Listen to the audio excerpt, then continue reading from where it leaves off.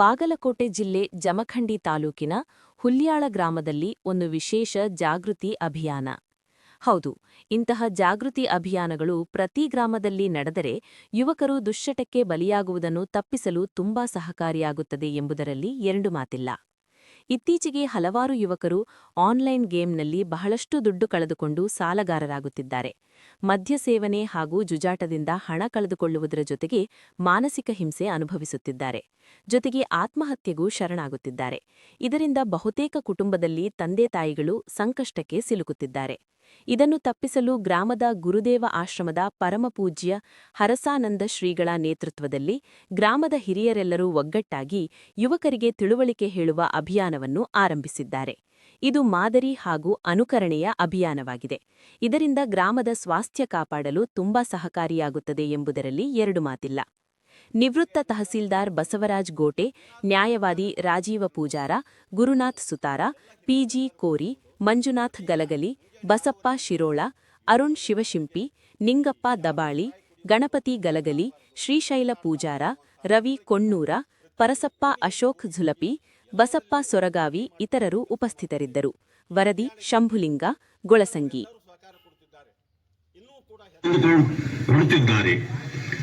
ಬೆಳೆದು ಬಾಳಿ ಮನೆ ಜವಾಬ್ದಾರಿ ಬರಬೇಕಾದ ಮಕ್ಕಳು ಮೊಸಳ ಸೇರುವಾಗ ಎಂಥವರ ಕರುಳು ಕೂಡ ಕಿತ್ತು ಬರುತ್ತದೆ. ಕಾರಣ ಎಲ್ಲ ಪಾಲಕರು ತಮ್ಮ ಮಕ್ಕಳ ಬಗ್ಗೆ ನಿಗಾ ಇರಿಸಿ ಮತ್ತು ಯುವಕರು ಸಾಲ ಕೇಳಿದಾಗ ಅವರ ತಂದೆ ತಾಯಿಗಳನ್ನು ವಿಚಾರಿಸಿ ಆಯಾ ಸಮಾಜದ ಇಬ್ಬರು ಹಿರಿಯರ ಸಮಕ್ಷಮ ಕೊಟ್ಟರೆ ತನಗೂ ಕೂಡ ಒಳ್ಳೆಯದು. ಅದೇ ತರನಾಗಿ ಊರಲ್ಲಿ ಅನಧಿಕೃತವಾಗಿ ಎಲ್ಲ ಪಾಲಕರು ತಮ್ಮ ಮಕ್ಕಳ ಬಗ್ಗೆ ನಿಗಾ ಇರಿಸಿ ಮತ್ತು ಯುವಕರು ಸಾಲ ಕೇಳಿದಾಗ ಅವರ ತಂದೆ ತಾಯಿಗಳನ್ನು ವಿಚಾರಿಸಿ ಆಯಾ ಸಮಾಜದ ಇಬ್ಬರು ಹಿರಿಯರ ಸಮಕ್ಷಮ ಕೊಟ್ಟರೆ ಒಳ್ಳೆಯದು. ಅದೇ ತೆರನಾಗಿ ಊರಲ್ಲಿ ಅನಧಿಕೃತವಾಗಿ ಸರಾಯಿ ಮಾರುತ್ತಿರುವುದು ಪಾಪದ ಕೆಲಸ. ದಯವಿಟ್ಟು ಅದನ್ನು ತಡೆಗಟ್ಟಬೇಕಾದದ್ದು ಪ್ರತಿಯೊಬ್ಬರ ಕರ್ತವ್ಯ. ಕಾರಣ ಎಲ್ಲರೂ ಈ ಅಭಿಯಾನದಲ್ಲಿ ಕೈ ಸಮಕ್ಷಮ ಕೊಟ್ಟರೆ ಒಳ್ಳೆಯದು. ಅದೇ ತೆರನಾಗಿ ಊರಲ್ಲಿ ಅನಧಿಕೃತವಾಗಿ ಸರಾಯಿ ಮಾರುತ್ತಿರುವುದು ಪಾಪದ ಕೆಲಸ. ಅದನ್ನು ತಡೆಗಟ್ಟಬೇಕಾದದ್ದು ಪ್ರತಿಯೊಬ್ಬ ನಾಗರಿಕನ ಕರ್ತವ್ಯ. ಕಾರಣ ಎಲ್ಲರೂ ಈ ಅಭಿಯಾನದಲ್ಲಿ ಕೈ ಜೋಡಿಸಿ ಯುವಜನತೆಯನ್ನು ನಾವು ವಹಿಸಿಕೊಳ್ಳೋಣ. ದಯವಿಟ್ಟು ಈ ಅಭಿಯಾನದಲ್ಲಿ ಎಲ್ಲರೂ ಕೈ ಜೋಡಿಸಿ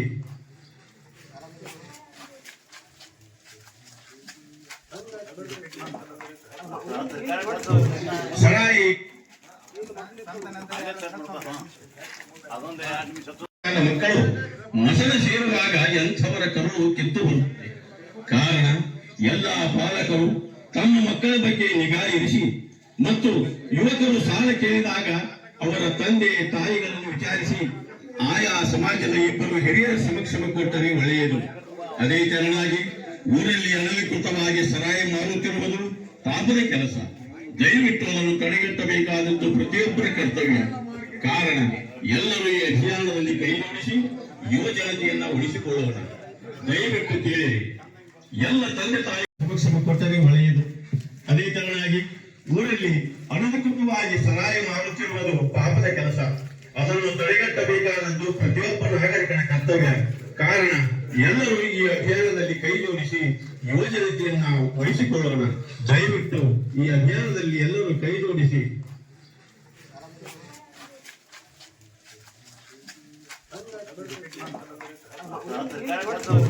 ಸರಾಯಿ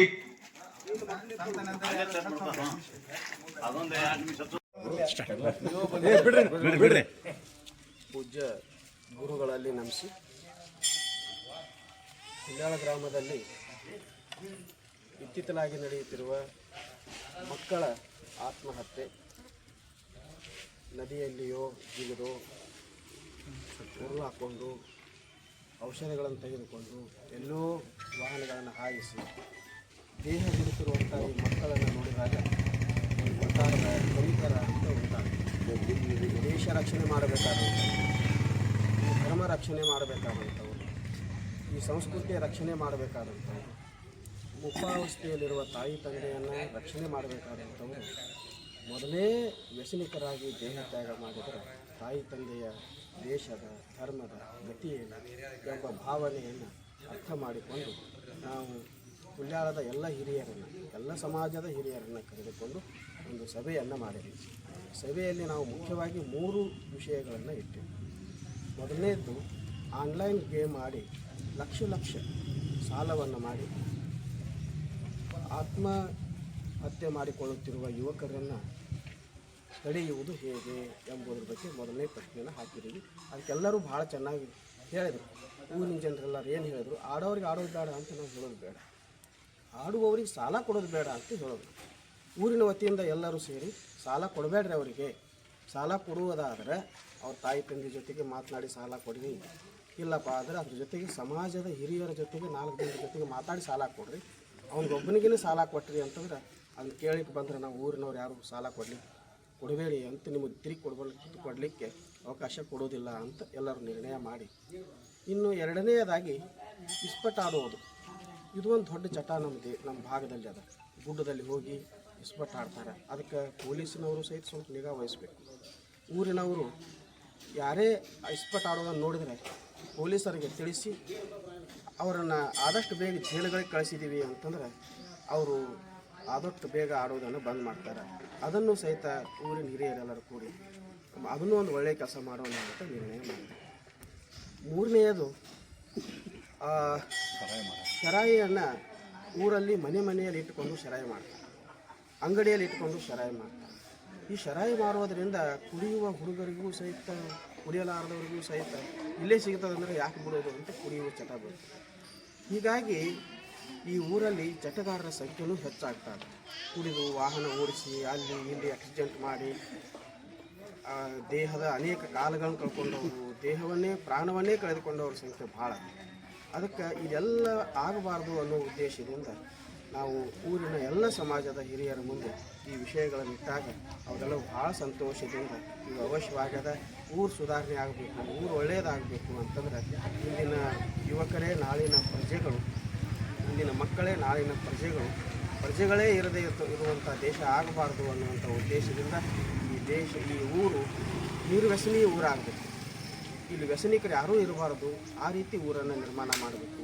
ಊರಿನ ಎಲ್ಲ ಯುವಕರು ಸಹಿತ ದೇಶ, ಸಂಸ್ಕೃತಿ, ಆರೋಗ್ಯವನ್ನು ಚೆನ್ನಾಗಿ ಕಾಯ್ಕೊಳ್ಬೇಕು, ತಮ್ಮ ತಾಯಿ ತಂದೆಯ ಸೇವೆಯನ್ನು ಚೆನ್ನಾಗಿ ಮಾಡಬೇಕು ಅನ್ನುವ ಉದ್ದೇಶದಿಂದ ಎಲ್ಲ ಗ್ರಾಮದ ಹಿರಿಯರು ಸೇರಿ ಈ ಬೆಳಿಗ್ಗೆ ಎದ್ದು ಜಾಥಾ ಹೊರಡಿಸುವುದು. ಅಂದರೆ ನಾವು ಒಂದು ಎಷ್ಟು ಜನ ಇರ್ತೀವಿ ಅಷ್ಟೆಲ್ಲ ಜನರು ಒಂದು ಆಡಿಯೋ ಮೈಕ್ ಹಚ್ಕೊಂಡು ಊರೊಳಗೆ ಸಾಲ ಕೊಡಬೇಡ್ರಿ, ಯಾರಿಗೂ ಆನ್ಲೈನ್ ಗೇಮ್ ಮಾಡೋರಿಗೆ ಸಾಲ ಕೊಡಬೇಡಿ ಅಂತ ಘೋಷಣೆಯನ್ನು ಮಾಡ್ತಾರೆ. ಇಸ್ಪಟ್ ಆಡುವವರು ಎಲ್ಲೇ ಸಿಕ್ಕರೂ ಸಹಿತ ಪೊಲೀಸರಿಗೆ ತಿಳಿಸಿ, ಇಲ್ಲಾಂದ್ರೆ ಹಿರಿಯರಿಗೆ ಬಂದು ತಿಳಿಸಿ ಅನ್ನುವಂಥ ಘೋಷಣೆಯನ್ನು ಮಾಡ್ತಾರೆ. ಆ ಬಳಿಕ ಮಾರುವವರು ಏನಿದೆ ಊರಲ್ಲಿ ಅದನ್ನು ಬಂದ್ ಮಾಡಬೇಕು ಅನ್ನುವಂಥ ಉದ್ದೇಶದಿಂದ ಎಲ್ಲ ಕಡೆಗೆ ಜಾಥಾವನ್ನು ಮಾಡ್ತಾ ಇದ್ದೇವೆ. ಒಂದೊಂದು ಓಣಿಗಳಿಗೆ ಹೋಗಿ ಬೆಳಗ್ಗೆ 6:30ಯಿಂದ 7:30ವರೆಗೆ ಒಂದೊಂದು ಓಣಿಯಲ್ಲಿ ಹೋಗಿ ಜಾಥಾ ಮಾಡ್ತಾ ಇದ್ದೀವಿ.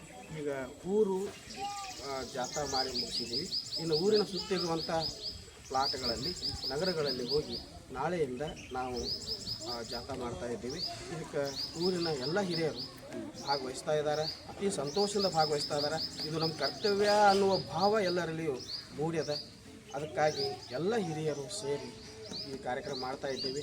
ಸ್ವಲ್ಪ ದಿನಗಳಲ್ಲಿ ವ್ಯಸನ ಮುಕ್ತ ಗ್ರಾಮ ಹುಲ್ಯಾಳ ಅಂತ ಹಾಗೇ ಆಗ್ತದಂಥ ವಿಶ್ವಾಸ ನನಗದ.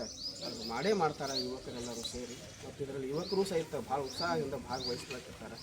ಅವರಿಗೂ ಎಲ್ಲರಿಗೂ ಸಹಿತ ವಂದನೆಗಳನ್ನು ಹೇಳಿ ಈ ರೀತಿಯಾಗಿ ಎಲ್ಲ ಊರಿಗೂ ತಯಾರಾಗಬೇಕು. ಎಲ್ಲ ಊರಿನ ನಾಗರಿಕರು ಸಹಿತ, ಹಿರಿಯರು ಸಹಿತ ತಯಾರಾಗಿ ಎಲ್ಲ ಊರುಗಳು ವ್ಯಸನ ಮುಕ್ತ ಊರುಗಳಾಗಬೇಕು ಅನ್ನುವಂಥ ಉದ್ದೇಶದಿಂದಲೇ ಇದನ್ನು ಯೋಜನೆಯನ್ನು ತಂದಿದ್ದು. ಈ ಯೋಜನೆ ಯಶಸ್ವಿ ಆಗಬೇಕು. ಇದಕ್ಕೆ ಪೂಜ್ಯ ಗುರುದೇವರ ಮಾರುತೇಶ್ವರ ಆಶೀರ್ವಾದ ಸದಾ ಗುರುದೈವಾಶ್ರಮದ ಪೂಜ್ಯ ಹರ್ಷಾನಂದ ಶ್ರೀಗಳ ಒಂದು ನೇತೃತ್ವದಲ್ಲಿ ಹುಲ್ಯಾಳ ಗ್ರಾಮದಲ್ಲಿ ಯುವಕರು ದುಶ್ಚಟಗಳಿಗೆ ಬಲಿಯಾಗುತ್ತಿರುವುದನ್ನು ತಪ್ಪಿಸಲಿಕ್ಕೆ ಒಂದು ಅಭಿಯಾನವನ್ನು ಇಲ್ಲಿ ಆಯೋಜಿಸಲಾಗಿದೆ. ಬಹುತರವಾಗಿ ನಮ್ಮ ಗ್ರಾಮವು ಇಡೀ ರಾಜ್ಯದಲ್ಲಿಯೇ ಒಂದು ಸಾಂಸ್ಕೃತಿಕ ಗ್ರಾಮ, ಕಲಾ ಗ್ರಾಮ, ಕ್ರೀಡಾ ಗ್ರಾಮ, ಹೀಗೆ ಉನ್ನತ ಹುದ್ದೆಗಳನ್ನು ಅಲಂಕರಿಸಿರುವಂಥ ಒಂದು ಗ್ರಾಮ ಅನ್ನುವಂಥ ಹಣೆಪಟ್ಟಿಯನ್ನು ಕಟ್ಟಿಕೊಂಡಿದೆ.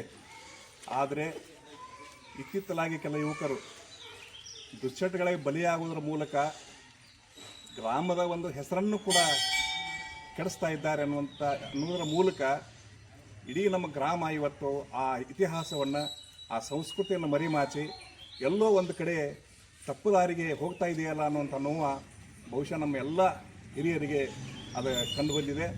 ಇಂಥ ಒಂದು ಮಕ್ಕಳಿಗೆ ನಾವು ತಿಳುವಳಿಕೆಯನ್ನು ಹೇಳಬೇಕಾಗಿದ್ದು ಭಾಳಷ್ಟು ಅವಶ್ಯ.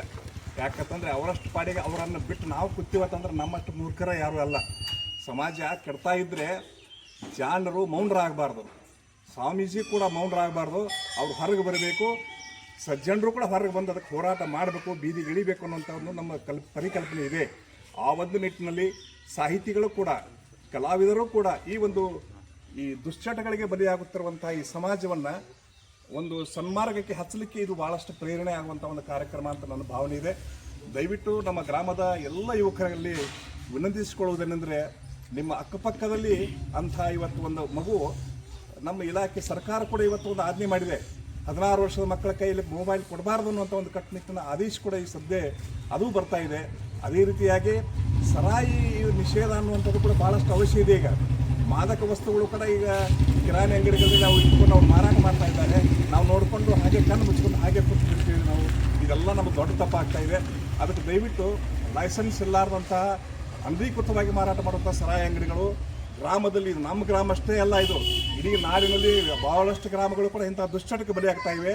ಅದಕ್ಕಾಗಿ ಅಲ್ಲೆಲ್ಲ ಜನ ಜಾಗೃತಿ ಆಗುವುದರ ಒಂದು ಸಂಕೇತ ಇದು ಅಭಿಯಾನ ಅಂತೇಳಿ ನಾನು ಹೇಳಲಿಕ್ಕೆ ಭಾಳಷ್ಟು ಒಂದು ಹೆಮ್ಮೆ ಮತ್ತು ಅಭಿಮಾನ ಇದೆ. ಇಲ್ಲಿ ನಿಜವಾಗಿ ಇರುವುದು ಏನಂತಂದರೆ ಕಾಳಜಿ ಇದೆ. ಇಲ್ಲಿ ನಮಗೂ ಕೆಲಸ ಇಲ್ಲ ಅಂತಲ್ಲ, ನಾವು ಮನೆಯಲ್ಲಿ ಕೂತ್ಕೊಂಡು ಏನಾದರೂ ಕೆಲಸ ಮಾಡಬಹುದಾಗಿತ್ತು. ಕಟ್ಟಿ ಕೂತ್ಕೊಂಡು ಯಾರಾದ್ರೂ ಮಾತಾಡಿ ನಮ್ಮ ಸಮಾಜವನ್ನು ಇನ್ನಷ್ಟು ಅಧೋಪತನಕ್ಕೆ ಒಯ್ಯಬಹುದಾಗಿತ್ತು. ಅದು ಒಯ್ಯುವುದು ನಮ್ಮ ಮಾರ್ಗ ಅಲ್ಲ ಅನ್ನುವಂಥ ಒಂದು ಉದ್ದೇಶವನ್ನು ಇಟ್ಕೊಂಡು ಇವತ್ತು ನಾವೆಲ್ಲ ಏನು ಮಾಡಿದ್ದೀವಿ ಅಂದ್ರೆ, ಈಗ ನಾವು ಬೀದಿಗೆ ಬರಬೇಕಾಗಿದೆ.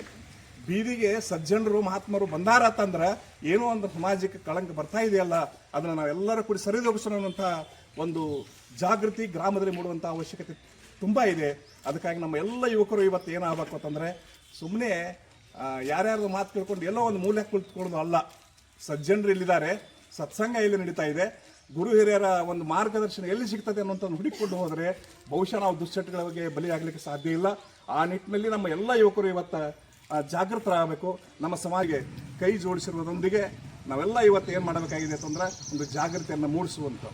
ನಾವು ರಸ್ತೆಯಲ್ಲಿ ಕಸ ಚೆಲ್ಲೋದು ಮುಖ್ಯ ಅಲ್ಲ, ಕಸ ಚೆಲ್ಲಬಾರ್ದು. ನಾವು ಒಂದು 2 ಹೂವನ್ನ ಚೆಲ್ಲೋನು ಅಲ್ಲ, ಅವನು ಹೂ ಬಿದ್ದಾವಲ್ಲ ಅಂತ ಯಾರು ಎತ್ತಿ ಆರಿಸ್ಬೋದು. ಕಸ ಚೆಲ್ಲಿದ್ರಂತ ಯಾವ ಕಸ ಹೋಗೋದು ನಾನು ಡೈಲಿ ಅಂತ ಬೈತಾರೆ. ಅದಕ್ಕಾಗಿ ಅಂಥ ಕೆಲಸ ನಾವು ಮಾಡೋದು ಬೇಡ. ಹೂವನ್ನು ಚೆಲ್ಲೋನು ನಾವು ದುಷ್ಟರು ಆಗಲಿ ಯಾರೇ ಹಾಯುವಂಥ ಒಂದು ಜಾಗದಲ್ಲಿ ಹೂವನ್ನು ಚೆಲ್ಲೋನೇ ವಿನಃ ಕಸ ಚೆಲ್ಲೋದು ಬೇಡ. ಕಸ ಚೆಲ್ಲಿ ಬಯಸ್ಕೊಳ್ಳೋದಾಗ್ತದೆ. ಹೂ ಚೆಲ್ಲಿದ್ರೆ ಯಾರೋ ಹೂ ಚೆಲ್ಲಾರಲ್ಲ ಇದಕ್ಕೆ ಎತ್ಕೊಳ್ತಾರೆ. ಅದಕ್ಕಾಗಿ ನಾವು ಹೂ ಚೆಲ್ಲೋದಂದ್ರೆ ಏನು, ಒಳ್ಳೆಯ ಒಂದು ಮಾರ್ಗವನ್ನು ತೋರುವಂಥದ್ದನ್ನು ನಾವು ಇವತ್ತು ಮಾಡೋಣ ಅನ್ನುವಂಥ ಮಾತನ್ನು ಹೇಳಿ, ನಾವೆಲ್ಲರೂ ಇವತ್ತು ಗ್ರಾಮದ ಹಿರಿಯರು ಇನ್ನೂ ಭಾಳಷ್ಟು ಸಂಖ್ಯೆಯಲ್ಲಿ ಬರಬೇಕಾಗಿದೆ. ಭಾಳಷ್ಟು ಮುಜುಗರ ಕಾಡ್ತಾ ಇದೆ. ನಾವು ಮುಂದೆ ಹೋದ್ರೆ ಅಲ್ಲಿ ಹೆಂಗೆ ಆಗ್ತದೆ, ಅಭಿಮಾನ ಬೇರೆ ಅದೊಂದು ಕಾಡ್ತಾ ಇದೆ. ಅವೆಲ್ಲ ನಿರಭಿಮಾನಿಗಳಾಗಿ ನಾವು ಇಲ್ಲಿ ಪಾಲ್ಗೊಳ್ಬೇಕಾಗ್ತದೆ.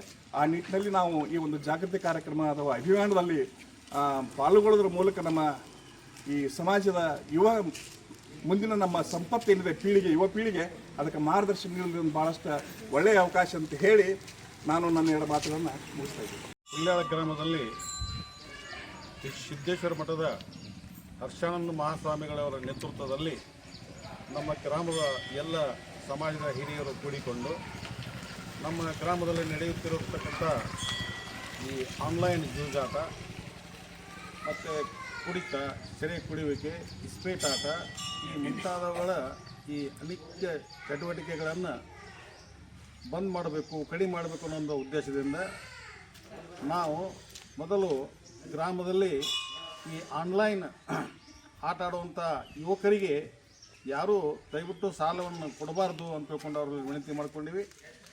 ಅಕಸ್ಮಾತ್ ಅವ್ರು ಸಾಲ ಕೊಡೋ ಸಂದರ್ಭ ಬಂದರೆ ಅವರ ತಂದೆ ತಾಯಿಗಳಿಗೆ ಮತ್ತು ಸಮಾಜದ ಹಿರಿಯರಿಗೆ ತಿಳಿಸಿ ಕೊಡಬೇಕು.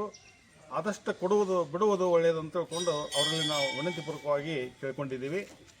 ಅದೇ ಪ್ರಕಾರ ಈ ಸೆರೆ ಕುಡಿಯೋದು ಕೂಡ ನಮ್ಮ ಗ್ರಾಮದಲ್ಲಿ ಕೆಲವು ವ್ಯಕ್ತಿಗಳು ಅನಧಿಕೃತವಾಗಿ ಸೆರೆಯನ್ನು ಮಾರಾಟ ಮಾಡುತ್ತಿದ್ದು, ಅದರಿಂದ ಸಾಕಷ್ಟು ಕುಟುಂಬಗಳು ಆ ಕುಡಿತದ ಚಟದಿಂದ ಬೀದಿಗೆ ಬಂದಂತಾಗಿವೆ.